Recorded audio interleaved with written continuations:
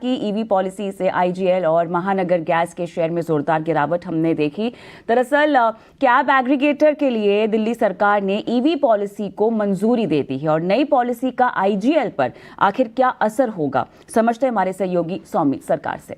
City gas distribution में जो हमें फॉल देखने मिल रहा है वो आईजीएल से ट्रिगर हुआ। अब आईजीएल की अगर हम बात करें तो सबसे बड़ा फॉल देखने को मिला है कोविड से लेके अब तक, और पिछले 2 दिनों में ये स्टॉक 15% से भी ज़्यादा गिर चुका है। ऐसा क्यों हुआ है? क्योंकि दिल्ली में जो ईवी पॉलिसी था वो अप्रूव कर दिया है चीफ मिनिस्टर ने। अब इस पॉलिसी के हिसाब से अगर आप देखेंगे तो अगले 6 महीने में जो भी इंक्रीमेंटल व्हीकल्स आएंगे उसमें से 5% जो है वो इलेक्ट्रिक व्हीकल्स होने चाहिए, जो भी कैब एग्रीगेटर्स है उनके लिए, जिससे उबर और ओला। अगले 3 साल में 50% of the incremental vehicles electric vehicles होने चाहिए और 5 साल में 100% ऑफ द इंक्रीमेंटल व्हीकल्स जो होंगे वो इलेक्ट्रिक व्हीकल्स ही होने चाहिए। ऐसा मैंडेट दिया है दिल्ली के गवर्नमेंट ने। अब अगर आप देखेंगे तो ये जो पॉलिसी है ये गवर्नर को अप्रूवल के लिए भेजा गया है और जैसे अप्रूव हो जाएगा 90 डेज में इसको इम्प्लीमेंट करने की बात किए जा रही है। अब ये नेगेटिव आईजीएल के लिए इसलिए है क्योंकि आईजीएल जो है करीब 15 से 18% जो अपना वॉल्यूम है वो कैब एग्रीगेटर्स से लेता है, और अगर ये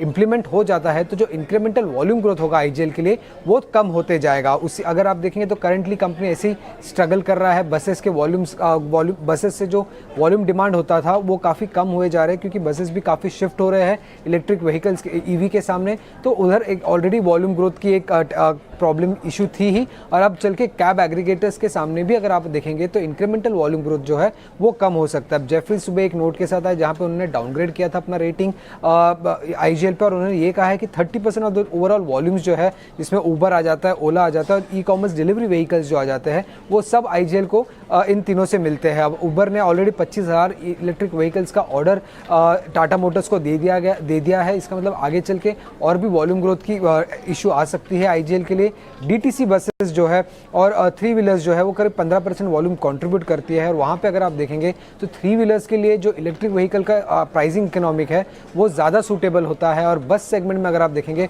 तो ऑलरेडी 5,500 नए बसेस के ऑर्डर दिए गए हैं। इसका मतलब ये है कि आगे चल के जो बसेस के वॉल्यूम्स आ रहे हैं या 3 व्हीलर्स के वॉल्यूम आ रहे हैं या कार के वॉल्यूम्स आएंगे, ये सब रिस्क पे पड़ जाते हैं आईजीएल के लिए आगे चल के। अब उनका मानना ऐसा भी है कि जो नए जोग्राफिकल एरियाज़ है वहाँ से जो इंक्रीमेंटल वॉल्यूम्स आएंगे वो सफिशिएंट नहीं रहेंगे इस वॉल्यूम ग्रोथ को सपोर्ट करने के लिए आईजीएल के लिए आगे चल के। तो वॉल्यूम ग्रोथ पे सबसे बड़ा कंसर्न आया है आईजीएल के लिए, और इसी कारण हमें ये गिरावट देखने को मिल रही है आईजीएल के शेयर प्राइसेस में। चलिए, तो